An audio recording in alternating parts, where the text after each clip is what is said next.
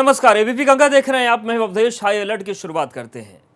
एक तरफ वो लोग हैं जिन्हें न खुद की परवाह है और न ही अपने परिवार की फिक्र। सब कुछ छोड़कर दिन रात वो लोग सुरक्षा में जुटे हैं, लोगों के इलाज में जुटे हैं। तो वहीं दूसरे लोग ऐसे भी हैं जो कर्म योद्धाओं पर हमले कर हालात को और भी बदतर करने की साजिशों को अंजाम दे रहे हैं। इन हमलों के पीछे की वजह तलाशने की कोशिश शुरुआत पुलिस ने कर दी है और जल्द ही साजिशकर्ता उनके आका बेनकाब होंगे।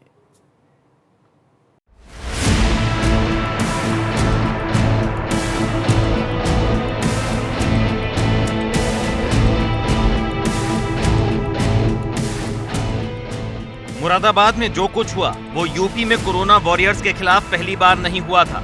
इससे पहले भी कई जिलों की ऐसी खौफनाक तस्वीरें सामने आ चुकी हैं, जिसमें उपद्रवियों ने पुलिस और डॉक्टर्स पर पथराव किया था।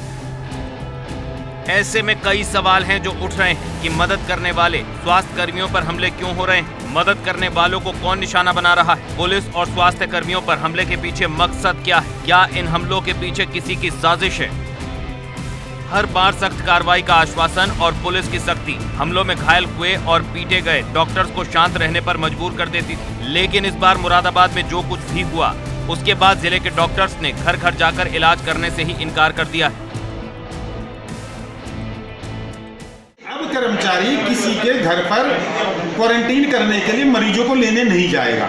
ये काम पुलिस प्रशासन का, जिला प्रशासन का कार्य है। अगर टीम को, चिकित्सा अधिकारियों को, कर्मचारी को बिठाना है तो संबंधित थाने में चिकित्सीय टीम को बिठाया जाए और वहाँ जनता को लाके या जिन लोगों को क्वारंटीन करना है उनको लाके उनका जो है हमारी जो टीम बैठी है वो उनकी स्क्रीनिंग करे और उसके बाद उनको जहाँ क्वारंटीन के लिए जगह बनाई गई है, स्थान चिन्हित हैं, वहाँ उनको क्वारंटीन के लिए भर्ती कराया जाए। ये हमने मांग रखी। कल से कोई भी कर्मचारी घर घर में क्वारंटीन के लिए जनता के लोगों को लेने नहीं जाए। असुरक्षा और कोरोना काल में काम के जबरदस्त दबाव के बीच स्वास्थ्य कर्मी अपनी और अपने परिवारों की चिंता किए बिना लोगों की मदद के लिए दिन रात जुटे हुए हैं। लेकिन बावजूद इसके उनके साथ हो रही मारपीट और बदसलूकी बंद होने का नाम नहीं ले रही है। जबकि बुधवार को भी स्वास्थ्य कर्मी कोरोना पॉजिटिव मरीज के परिवार वालों को क्वारंटीन करने के लिए ही पहुंचे थे। हमारी टीम वहाँ उन लोगों को क्वारंटाइन करने के लिए ले जाने के लिए गई हुई थी। एम्बुलेंस भी उनके लिए व्यवस्था कर ली गई थी, किंतु वहाँ कुछ लोग गाड़ी में बैठ चुके थे। उसके बाद ये स्पष्ट नहीं हो पा रहा है कि किस कारण से वहाँ ये इतनी बड़ी घटना हो। उपद्रवियों के हमले में 3 स्वास्थ्य कर्मियों को गंभीर चोटें आई, जिसके बाद उनका जिला अस्पताल में इलाज चल रहा है। चोटों के आधार पर स्वास्थ्य विभाग मान रहा है कि स्वास्थ्य कर्मियों के साथ केवल मारपीट ही नहीं हुई है, बल्कि उन पर धारदार हथियारों से हमला भी हुआ है, जिसके बाद अब सीएमओ ने हमला करने वालों पर रासुका लगाने की मांग की है। मारपीट कुछ ऐसा भी प्रतीत होता है कि कुछ हथियार भी टाइप भी की चीज़ वहाँ जरूर थी उन लोगों के पास, क्योंकि इस किस्म की चोट भी है। और 3 चिकित्सा कर्मी अस्पताल में भर्ती करा दिए गए हैं। बिल्कुल हम उनके लिए मांग कर रहे हैं कि उनके ऊपर उन्हें गिरफ्तार करके राष्ट्रीय सुरक्षा कानून की धाराएं लगाई जाएं। ऐसा ही शासन का भी मंतव्य रहा है। मेडिकल टीम के साथ दुर्व्यवहार होने की स्थिति में राष्ट्रीय सुरक्षा कानून का इस्तेमाल करने का निर्देश भी शासन से है। केवल स्वास्थ्य विभाग ही नहीं बल्कि जिला प्रशासन भी मान रहा है कि नागफनी इलाके में कोई घटना मामूली नहीं थी, बल्कि वो उपद्रवियों की सोची समझी साजिश थी, जिससे अब जिला प्रशासन पूरी तरह से बेनकाब करने की तैयारी में है।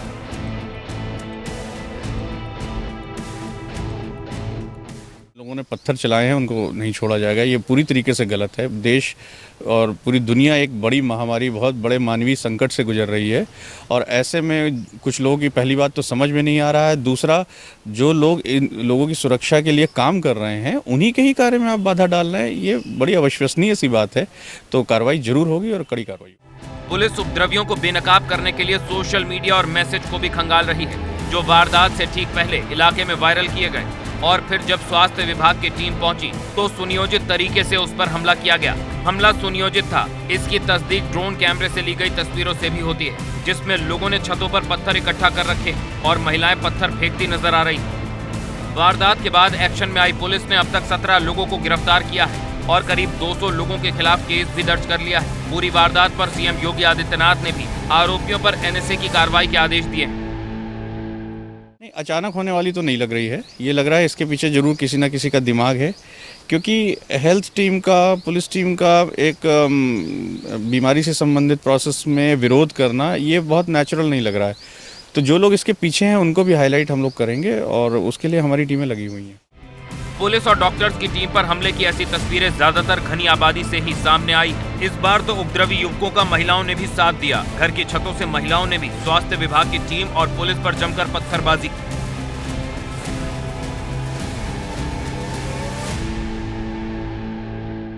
सोशल मीडिया का इसमें अगर कोई सामने आता है, इस बात की सबूत मिलते हैं कि उसके ज़रिए ये हमला किया गया था या जो भी साजिश में शामिल हैं उनको बेनकाब किया जाएगा और मुरादाबाद पुलिस ऐसे उपद्रवियों से सख्ती से निपटेगी। वैदुर रहमान, एबीपी गंगा, मुरादाबाद। लॉकडाउन के दौरान लोगों के सामने सबसे बड़ी किल्लत राशन की है।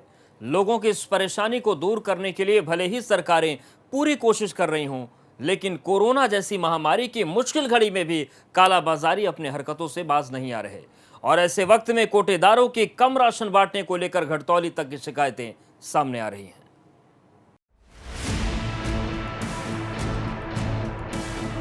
कोटेदारों से जरूरतमंद बेहाल, गरीब के राशन पर कोटेदारों की नजर। कोटेदारों पर कम राशन बांटने के आरोप। कोटेदार कर रहे राशन की कालाबाजारी। इस वक्त हम मेरठ के वीरनगर में मौजूद हैं और आप देख सकते हैं कि ये सरकारी राशन की दुकान है, जहां पर न बोर्ड लगाया गया है, न ये अंकित किया गया है कि ये एक राशन की दुकान है। सिर्फ एक शटर लगा हुआ है, वो भी बंद है। और आप देख सकते हैं कि यहाँ पर दर्जनों की तादाद में लोग मौजूद हैं और लाइन लगा के खड़े हुए हैं इस इंतज़ार में कि इन्हें जो राशन के दुकानदार हैं वो यहाँ पर आएँ और इन लोगों को राशन दें। लेकिन इन्हें सुबह से ही लाइन में लगे हुए हैं और अभी तक उम्मीद नहीं जगी है कि ये दुकानदार जनाब आएंगे और इन्हें राशन देंगे। लोगों को हो रही राशन की किल्लत की खबर को जब एबीपी गंगा ने प्रमुखता से दिखाया तो खुद सीएम योगी आदित्यनाथ ने मामले का संज्ञान लिया और धांधली कर रहे कोटेदार के खिलाफ कार्रवाई के निर्देश जारी किए गए। खबर चलाए जाने के बाद एक्शन में आए प्रशासन ने न केवल कोटेदार से राशन की दुकान खुलवाई, बल्कि डीएसओ ने खुद खड़े होकर जरूरतमंदों को राशन दिलवाया। हर टीम में कुछ कमज़ोर कड़ियाँ होती हैं। हम कल भी यहाँ पर आए थे, इनको हिदायत भी दी थी, जुर्माना भी किया इन पे कल, और इनकी दुकान खुलवा करके कल 80 लोगों को खाद्यान्न भी दिलवाया। लेकिन इनकी आदत में चूंकि गंदगी है तो ऐसे लोगों को सिस्टम से हटाया जाएगा और अपने सिस्टम को और दुरुस्त किया जाएगा। राशन के लिए भटक रहे लोगों के चेहरे उस वक्त खिल गए जब मौके पर पहुंचकर अधिकारी ने राशन का वितरण कराया। लोगों के मुताबिक इस तरह की दिक्कतें अक्सर देखने को मिलती हैं। हम सुबह से बैठे हैं यहाँ, सुबह से आकर बैठ जाते हैं। ये क्या नाम है लेन में, दोपहर भी क्या नाम है, कल भी यहाँ दोपहर तक बैठ रहे, 2 घंटे बैठे रहे, मगर इन्होंने हमारी कोई सुनवाई नहीं करी। लड़ा के अपने मशीन को लेकर चले गए। उन्होंने कल भी बांटा था और सबको 1-1 यूनिट कम दिया, 5-5 किलो चावल कम दिए साहब। इनकी एजेंसी का नाम क्यों कम क्यों दिए? उन्होंने इसलिए ये कह रहे कि हमारे मशीन में कम आ रहा है, हमारे में एक मशीन में 1 यूनिट कम आ रहा है, इसलिए हम कम दे रहे हैं। राशन की मारामारी की ये केवल अकेली तस्वीर नहीं है। मेरठ के कई कोटेदार समय पर दुकान नहीं खोल रहे हैं, जिससे जरूरतमंदों को इस वक्त राशन की किल्लत का सामना करना पड़ रहा है।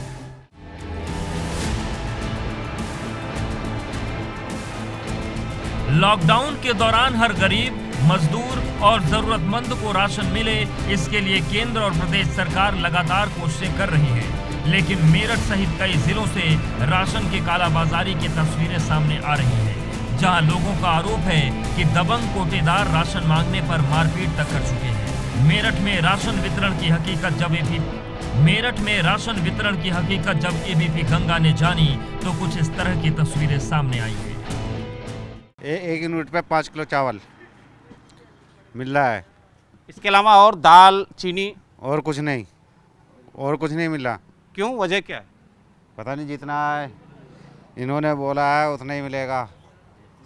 अच्छा, चलिए आप बताइए, आप भी यहाँ पर राशन लेने आए हैं, क्या बता रहे हैं आपको राशन डीलर की क्या चीज़ें आपको मिलेगी क्या नहीं मिलेगी? 5 किलो यूनिट पे 5 किलो चावल मिल रहे हैं, 1 यूनिट। और बाकी दाल चीनी कुछ नहीं। क्यों नहीं दे रहे हैं? पता नहीं जी, भाई चावल ही बता रहे, चावल मिलेंगे। सिर्फ चावल मिलेगा और कुछ नहीं? लोगों के मुताबिक उन्हें कोटेदार सिर्फ 5 किलो चावल ही बांट रहा है, जबकि सरकार से चावल के साथ दाल और चीनी देने के भी निर्देश हैं, लेकिन इन निर्देशों को लेकर कोटेदार का अलग ही कहना है। सर एक बात है, ये जब अभी अवेलेबल नहीं हुआ, जब अवेलेबल हो जाएगा तुरंत मिलेगा। अब हम जब अवेलेबल होगा तो हम लोग देंगे। तो कहाँ पर रुका हुआ ये बताइए। सर ये तो गोडाउन वाले बता सकते हैं, जो एसएमआई सर हैं वो बता सकते हैं। नहीं तो क्या अभी तक आपको सिर्फ ये चावल मिला, बाकी कुछ मिला ही नहीं है पूरे लॉकडाउन में? सर पहला राउंड तो बढ़ चुका है, ये सेकंड राउंड चल रहा है, अब तीसरा पे पहली तारीख मारा है। 1 यूनिट राशन में 5 किलो गेहूं, 5 किलो चावल, दाल और चीनी शामिल है। फिर कहीं पर केवल चावल तो कहीं पर केवल गेहूं क्यों बांटा जा रहा है? क्या वाकई राशन डीलरों को राशन नहीं मिल रहा, या फिर काला बाजारियों की ये कोई नई चाल है?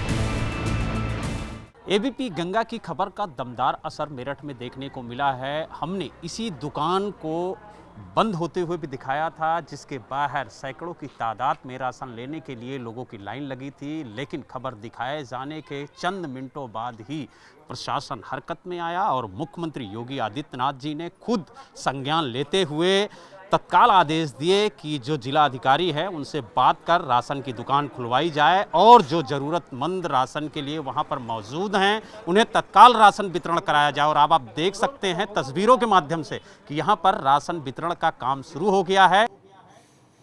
अब जरा सोचिए कि अगर आपको रास्ते पर कुछ नोट मिले तो आप क्या करेंगे? अगर कोरोना काल नहीं होता तो जरूर उसे उठाने की कोशिश करते, लेकिन इस कोरोना काल में रास्ते में पड़ा हर नोट हड़कंप मचाने के लिए काफी है, क्योंकि कहा जा रहा है कि वो नोट अपने साथ कोरोना संक्रमण का खतरा ला सकता है। और ऐसे ही रास्ते में पड़े नोटों का वीडियो सामने आया है अलीगढ़ और बलिया से।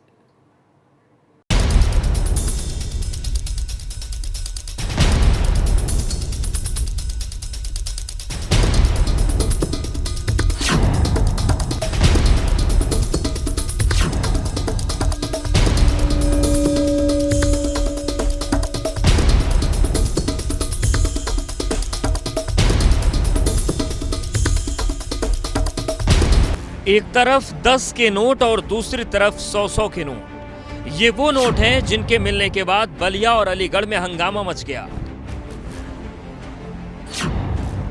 लॉकडाउन के बीच बलिया में 10-10 रुपए के नोटों ने हड़कंप मचा दिया। वजह थी नोट के साथ मिली वो पर्ची जिस पर लिखा था, मैं कोरोना वायरस हूं, पूरे मोहल्ले में फैलाऊंगा। इस पर्ची को देखते ही बलिया के चितबड़ा गांव के जयप्रकाश नगर के वार्ड नंबर 13 में सनसनी फैल गई। लॉकडाउन के बीच सामने आई इन तस्वीरों ने रहवासियों के दिल में खौफ पैदा कर दिया। बलिया में रास्ते में मिले 10-10 रुपए की ये नोट देखते ही सोशल मीडिया में वायरल हो गए, क्योंकि इन नोटों के साथ मौजूद पर्ची पर लिखा था कि वो कोरोना संक्रमित है।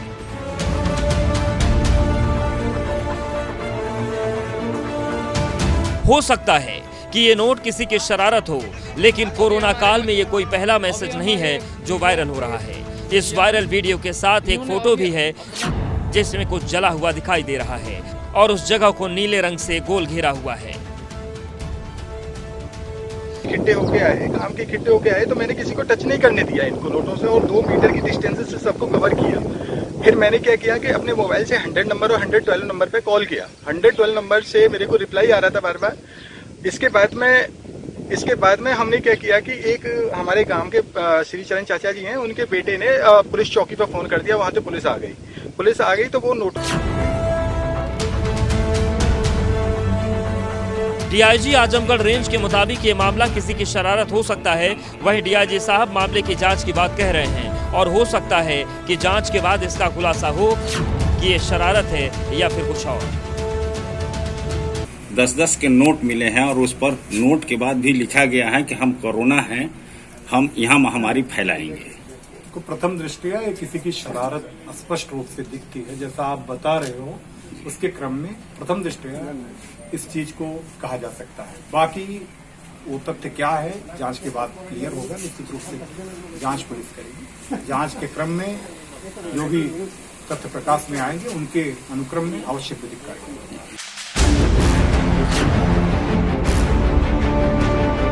ऐसे ही दूसरी तस्वीर अलीगढ़ से सामने आई, जहां रास्ते में मिले 100-100 रुपए के 4 नोट। दावा है कि बिजरा गांव में कुछ युवक 100-100 रुपए के नोट फेंक कर फरार हो गए। इस भीड़ को देखकर अंदाजा लगाया जा सकता है कि इस कोरोना काल में जमीन पर पड़े रुपयों का भी खौफ है। यही वजह है कि पूरे गांव में किसी ने इन नोटों को उठाना ठीक नहीं समझा। बिजरा में रास्ते पर कोई अज्ञात व्यक्ति नोट फेंक कर चले गए, 100-100 के नोट। मैं एसआई योगेंद्र कुमार, चौकी इंचार्ज बेसवा, मैं मौके पर पहुंचा ग्राम बिजरा पर। रास्ते के पास मोड़ पर 4 नोट 100-100 के पड़े थे। तो गांव वालों द्वारा बताया गया कि ये नोट मोटरसाइकिल पर 2 व्यक्ति आए थे और वो फेंक कर चले गए। जिन नोटों को मैंने सुरक्षित वहां से उठाया और उठाकर सुरक्षित थाने में जमा करा दिए आवश्यक कार्रवाई हेतु। और गांव वालों द्वारा पहचान नहीं हो पाई जो आदमी नोट फेंक कर गए थे। सुना आपने, यही वो लड़की है जिसने बाइक सवारों को नोट फेंकते हुए देखा है। इस लड़की के मुताबिक ये नोट वायरस वाले थे और वायरस वाले नोटों की खबर फैलते ही गांव में हड़कंप मच गया। लड़की का कहना है कि बाइक चला रहे युवकों का चेहरा ढका हुआ था। उसका कहना है कि बाइक पर सवार युवक ने पहले नोटों पर थूक लगाया, फिर रास्ते में फेंक कर चले गए और इसके बाद ग्रामीण मौके पर पहुंचे और उनकी भीड़ जुट गई। तो कुछ काम चल रहा था तो मैं वहीं से काम करके आ रही थी, तो सिर पर थोड़ा वजन भी रखा था। तो 2 लोग थे बाइक पे, एक ने स्काई ब्लू कलर का शर्ट पहना था, तो देख तो नहीं पाई कि कौन थे, लेकिन उन लोगों ने मुंह से नोट निकाले और फेंके। तो मैंने आके देखा तो वहाँ एक औरत भी थी, वो कुछ काम कर रही थी, तो वो उठा रही थी। मैंने बोला कि नहीं, इन्हें उठाओ नहीं, ये वायरस वाले नोट हैं। तो फिर मैंने उन पे मिट्टी डाल दी। फिर मैं जल्दी से गई, शोर मचाया, फिर वो लोग इतने में निकल गए। वो लोग वहाँ पे फिर नहीं पकड़े गए। तो आपको कैसे पता पड़ा कि ये नोट डालना है? आपकी आंखों के सामने डाले थे? हाँ, वो सामने ही डाले थे। ऐसा दिखा था कि कुछ फेंका है। पास आके देखा था तो उधर 100-100 की 5 नोट पड़ी थी। गांव वालों ने तत्काल पुलिस को घटना के बारे में जानकारी दी। इसके बाद मौके पर पहुंची पुलिस ने उन नोटों को सुरक्षित तरीके से उठाकर जांच के लिए भिजवाया। गांव वालों ने इन नोटों को कोरोना संक्रमित मानकर पुलिस को बुलाया था। पूरे गांव में वायरस वाले नोटों की खबर फैलते ही कोहराम मच गया, लेकिन अब तक इस बात की पुष्टि नहीं हुई है कि क्या वाकई ये नोट वायरस वाले हैं या फिर किसी की शरारत है। Bureau report, ABP Ganga. पिछले करीब 1 महीने से पुलिस और प्रशासन लगातार लोगों को लॉकडाउन का पालन करने के निर्देश देते आ रहे हैं, लेकिन लोगों के ना मानने की वजह से अब पुलिस लॉकडाउन पार्ट 2 में ऐसे लोगों के खिलाफ सख्ती से निपटने की तैयारी में है। ऐसे लोगों को सबक सिखाने के लिए पुलिस के हथियारों में सजा को लेकर सार्वजनिक बेइज्जती तक शामिल है।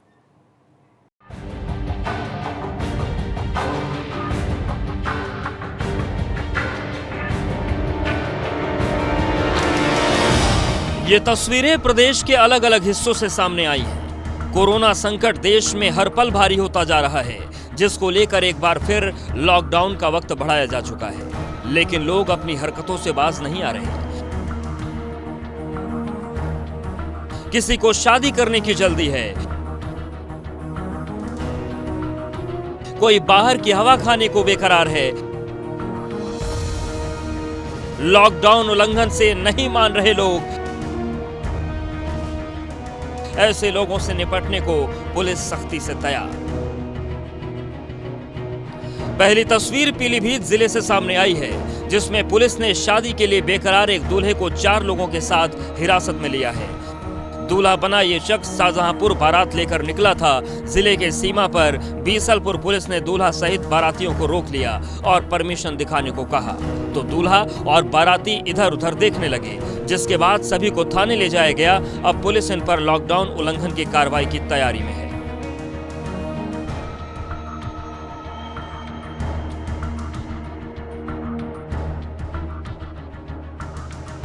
21 दिनों के लॉकडाउन के बाद भी कोरोना संक्रमण के हालात नहीं सुधरे तो दूसरी बार लॉकडाउन की घोषणा हुई है, लेकिन अभी भी लोग बेवजह बाहर निकलने से नहीं मान रहे हैं। ऐसे लोगों से उत्तराखंड पुलिस कुछ इस तरह से निपट रही है।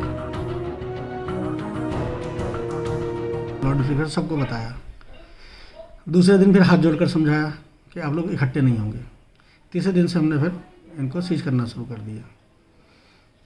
जो भी गाड़ी अपने निर्धारित समय के बाद बिना किसी ज़रूरी कारण के हमें मिल रही हैं, हम सीज कर रहे हैं और तब तक गाड़ियाँ बंद रहेंगी जब तक ये लॉकडाउन रहेगा। इसके अलावा जो पैदल घूम रहे हैं बेवजह, उनका मैं कैश पुलिस एक्ट में चालान कर रहा हूँ और यदि कोई अफवाह फैला रहा है, कुछ गलत काम कर रहा था, उसके खिलाफ मुकदमा लिखा जा रहा है। वहीं यूपी के हाथरस से भी पुलिस की सख्ती की कुछ तस्वीरें सामने आई हैं, जिसमें बाहर घूमने वालों और सोशल डिस्टेंसिंग का उल्लंघन करने वालों के खिलाफ पुलिस किस तरह पेश आ रही है।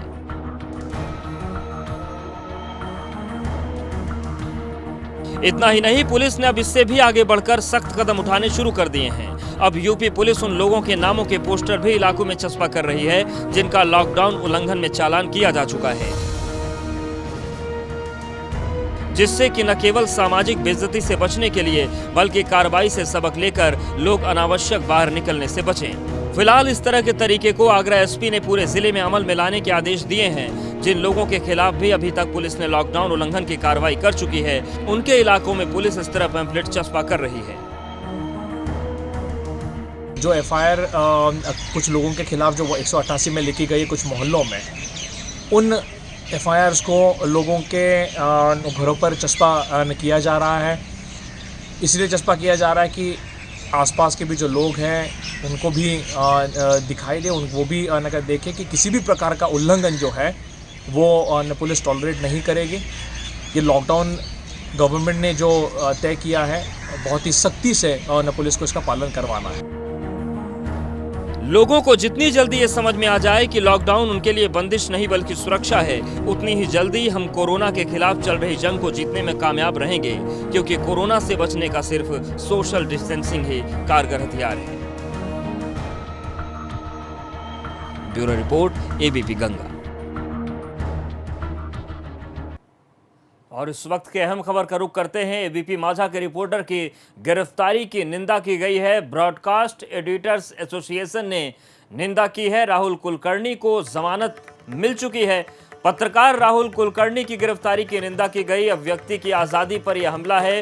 ब्रॉडकास्ट एडिटर्स एसोसिएशन ने यह वक्तव्य दिया है, निंदा की गई है और बीईए ने साफ तौर से कहा है कि ये मीडिया की आज़ादी पर हमला है और ब्रॉडकास्ट एडिटर्स एसोसिएशन ने राहुल कुलकर्णी की गिरफ्तारी की निंदा की है। और इस बुलेटिन फिलहाल इतना ही। लाके बने रहिए एबीपी गंगा के साथ।